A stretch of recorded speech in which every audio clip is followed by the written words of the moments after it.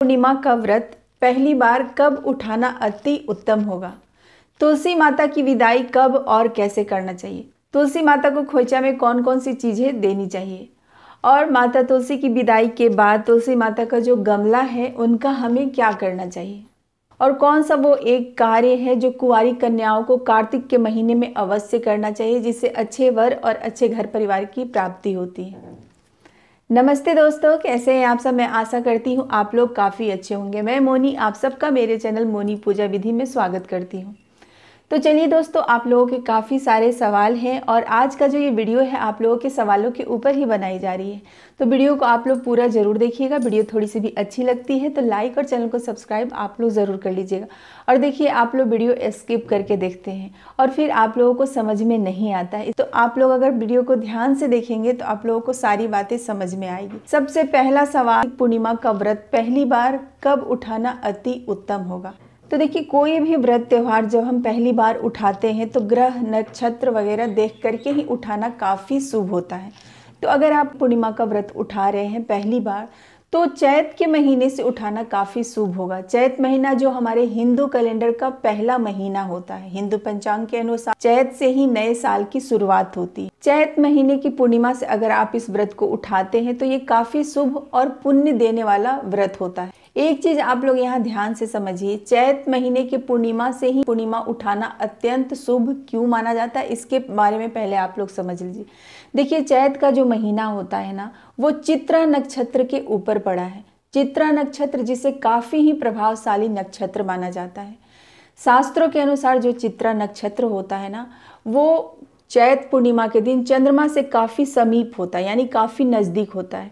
और चित्रा नक्षत्र का प्रभावशाली ऊर्जा और चंद्रमा का ऊर्जा दोनों ही मिलकर के काफी प्रभावशाली हो जाते हैं। और जब आप चैत पूर्णिमा का व्रत करते हैं, पहली बार आप उठाते हैं तो जातक काफी प्रभावशाली, ऊर्जावान और तेजस्वी होता है। तो इसलिए शास्त्रों के अनुसार जो चित्रा नक्षत्र का पूर्णिमा है उसे अत्यंत शुभ और फलदायी माना गया है। ऐसे तो मार्गशीर्ष के महीने से भी आप व्रत की शुरुआत कर सकते हैं, लेकिन चैत महीने का पूर्णिमा जो कि अभी मैंने आप लोगों को बताया, इस पूर्णिमा से अगर आप पहली बार व्रत का शुरुआत करते हैं तो ये अति फलदायी और काफ़ी शुभकारी होगा। तो उम्मीद करती हूँ आप लोगों का जो पहला सवाल है उसका जवाब आप लोगों को मिल गया होगा। सबसे बड़ा सवाल और बार बार जो आप लोग पूछ रहे हैं कि दीदी तुलसी माता की विदाई कब और कैसे करना चाहिए। तो देखिए, कार्तिक के पूरे एक महीने हम माता तुलसी की विधिवत पूजा सेवा भाव करते हैं, दीपदान करते हैं, सूर्योदय से पहले तारों की छांव में स्नान किया जाता है, माता तुलसी की सेवा किया जाता है। मतलब हर तरीके से हम पूरे कार्तिक महीने संकल्प लेके माता तुलसी की पूजा करते हैं, ठीक है। इसके बाद हम एकादशी के दिन, देव उठनी एकादशी के दिन माता तुलसी की विधिवत विवाह भी संपन्न कराते हैं। लेकिन विवाह हो जाने के बाद हमें माता तुलसी की विदाई भी करना चाहिए, क्योंकि यही नियम होता है। अगर हम किसी का विवाह करते हैं तो उनका विदाई भी अवश्य कराना चाहिए। बिना विदाई किए तुलसी माता का जो विवाह है वो अधूरा माना जाता है। तो विवाह के बाद विदाई अवश्य कराना चाहिए।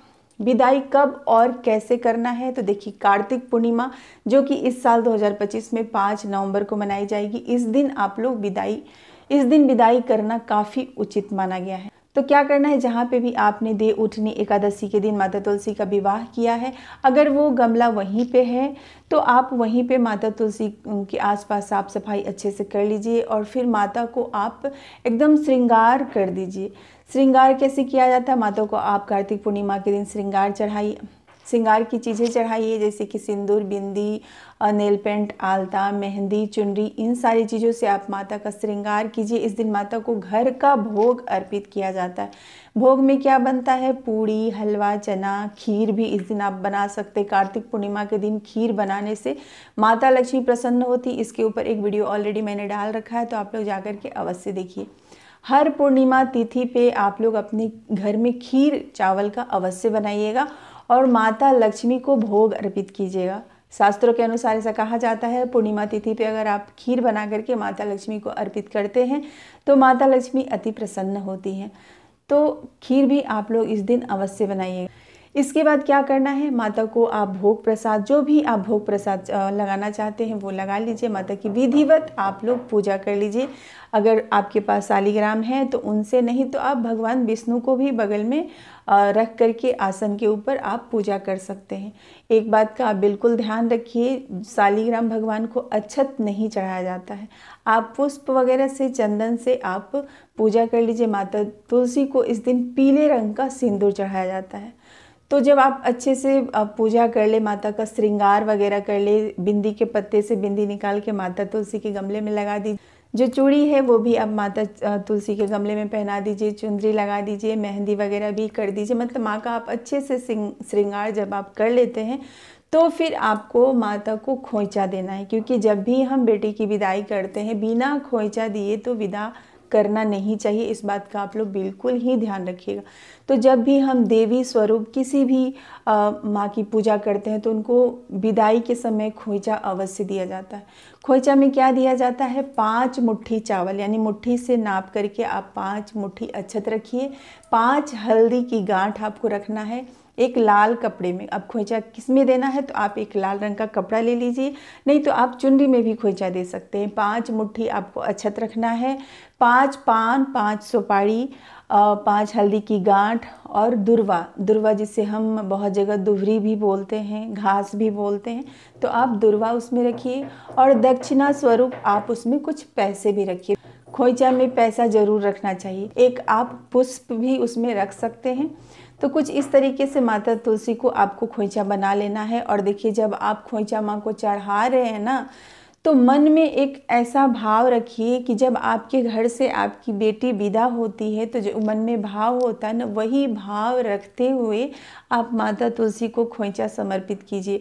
माँ से जो भी आपके मनोकामनाएं हैं, किसी विशेष मनोकामना के लिए ही हम भगवान की पूजा पाठ करते हैं ना, कि मन में जो भी मनोकामनाएं हैं, जो आप माता तुलसी से चाहते हैं मांगने के लिए, वो मनोकामना बोलते हुए माता तुलसी को आप खोइचा समर्पित कीजिए। जब आप खोइचा में गांठ लगा रहे हैं उस समय मन को एकदम शुद्ध करके माँ से अपनी पूरी कार्तिक महीने आपसे जो भी भूल चूक हुई है, दीपदान करते समय, पूजा करते समय, या फिर तुलसी विवाह करते समय, माने पूरे कार्तिक के महीने जो भी आपसे गलती, जो भी भूल चूक हुई हो, उसके लिए आप अपनी तरफ से और अपने पूरे परिवार की तरफ से माता तुलसी से हाथ जोड़ करके क्षमा याचना कर लीजिए। और इसके बाद अपनी मनोकामनाओं को पूर्ति करते हुए कि हे तुलसी माता, आज आपकी मैं विदाई कर रही हूँ, मैं आपको खोइचा समर्पित कर रही हूँ। भले ही आप आज यहाँ से विदा हो रही हैं, लेकिन मेरे घर में आप अपनी आशीर्वाद, कृपा, छत्र छाया सदैव बनाए रखिए। आप शालिग्राम भगवान के साथ मेरे घर में हमेशा ही विराजमान रहिएगा। हमारे घर परिवार के ऊपर कभी कोई बाधा, कभी कोई संकट मत आने दीजिएगा। मेरा सौभाग्य सदा बनाए रखिएगा। तो कुछ इस तरीके से माता तुलसी से प्रार्थना करते हुए आप खोइचा माता तुलसी के पास रख दीजिएगा। अच्छा, जैसा कि मैंने पहले ही बताया कि जिन कुंवारी कन्याओं के शादी विवाह में बार बार अड़चने आती है, बाधाएं आती है, तो आप लोग भी तुलसी माता की विदाई के दिन एक कार्य जरूर कीजिएगा, लोग दीप दान अवश्य कराइएगा विदाई से पहले। और जब अच्छे से हो जाए पूजा पाठ वगैरह सब कुछ, तो फिर माता को ना एक लाल कपड़े से ओढ़ा दीजिएगा। मतलब तुलसी के गमले को पूरे अच्छे से आप लोगों को ढक देना है। और फिर माता से हाथ जोड़ करके प्रार्थना करना है कि हे माँ, आज आपकी विदाई हो रही, आप यहाँ से अपने धाम जाइए, लेकिन आप अपने आशीर्वाद कृपा सदैव हमारे और हमारे परिवार के ऊपर बनाए रखिएगा। 2-3 घंटे के लिए आप वहाँ पे छोड़ दीजिए। जब 2-3 घंटे हो जाए तो फिर वहाँ से उठा के जहाँ पे आप डेली तुलसी का पौधा रखते हैं, वहाँ पे आप रख करके डेली आप जिस तरीके से पूजा करते हैं उस तरीके से आप पूजा कर सकते हैं। और देखिए, विदाई कब करना है, विदाई का शुभ मुहूर्त क्या है, इसे आप लोग जरूर नोट कर लीजिए। बुधवार के दिन सुबह 6:18 से लेकर के 12 बजे तक आप माता तुलसी की विदाई कर सकते हैं। अगर इस समय किसी कारणवश आप नहीं कर पाते हैं विदाई, तो इसके बाद आप 1:30 बजे से लेकर के 5 बजे तक विदाई कर सकते हैं। तो इन दोनों ही समय में आप माता तुलसी की विदाई कर सकते हैं। अच्छा, एक चीज़ मैं बहुत बार लोगों को देखती हूँ, जब भी माता तुलसी की शादी होती है ना, तो शादी के बाद क्या करते हैं, जैसा कि आप लोगों ने सवाल भी किया है कि दीदी बहुत लोग बोल रहे हैं शादी के बाद क्या हम गमले का दान कर दें, क्या पीपल के पेड़ के नीचे रख दें, या फिर तो देखिए ऐसा बिल्कुल नहीं है। जिस तुलसी माता में हमने शादी संपन्न कराया है वो तुलसी माता तो पूजनीय हैं, उन्हें आप अपने घर से बिल्कुल भी मत निकालिए। आप वहाँ से जहाँ पे भी आपने तुलसी विवाह किया ना, वहाँ से उठा करके माता तुलसी को दूसरे जगह पे रख दीजिए। तो इस तरीके से विदाई हो जाता है। विदाई हम मन से करते हैं। अब विदाई करने का मतलब ये नहीं कि हम भगवान को ही अपने घर से हटा दें। ऐसी गलती आप लोग बिल्कुल भी मत कीजिएगा। विदाई हमने मन से किया है, विवाह भी हमने मन से भगवान को मतलब समझते हुए, मन में आस्था रखते हुए हमने किया है। अब चूंकि विवाह किया है तो उनका विदाई भी हमें अवश्य करना चाहिए। इसलिए हमने विदाई का जो तरीका होता है वो हमें करना चाहिए और इसलिए हमने किया है। और माता से हाथ जोड़ करके हमने प्रार्थना किया है कि माँ अब आप अपनी नगरी चली जाइए, लेकिन वहाँ से भी आप हमारे घर परिवार के ऊपर अपनी आशीर्वाद कृपा बनाए रखिए। लेकिन तुलसी के गमले का हमें विसर्जन नहीं करना है। ये गलती आप लोग भूल करके भी मत कीजिएगा। जो लोग ये बता रहे हैं वो बहुत ही गलत बता रहे हैं, तो ये गलती आप लोग करने से बिल्कुल ही बचिएगा। अच्छा, खोइचा जो माता को हम चढ़ाते हैं उसका क्या करें और जो भोग प्रसाद है उसका क्या करें। तो जब आपकी मतलब विदाई करने की जो भी है सब कुछ विधि वगैरह आपने कर लिया है, उसके बाद ना माता का भोग लगा करके 5 बार आचमन करके माथा टेक करके पूजा में हुई गलतियों के लिए, कार्तिक के पूरे महीने आपसे जो भी भूल चूक हुई है और परिवार की तरफ से आप अपने तरफ से माता से क्षमा याचना कर लीजिए। इसके बाद जो कुछ भी आपने भोग प्रसाद माँ को चढ़ाया है वो प्रसाद स्वरूप अपने घर में वितरण कर दीजिए। जो खोइचा में आपने दक्षिणे वगैरह चढ़ाए हैं या जो कुछ भी आपने माता को खोइचा भरा है ना, वो आप किसी ब्राह्मण को भेंट दे दीजिए।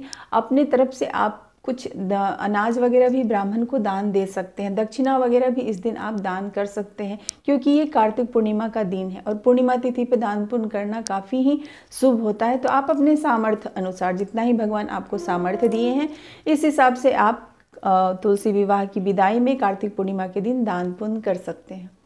अच्छा, एक चीज़ आप लोग चाहे तो मुझे भी दान दक्षिणा कर सकते हैं। QR कोड पे आप लोग मुझे भी सपोर्ट कर सकते हैं, क्योंकि मैं आप लोगों के लिए काफ़ी ही मेहनत करती हूँ।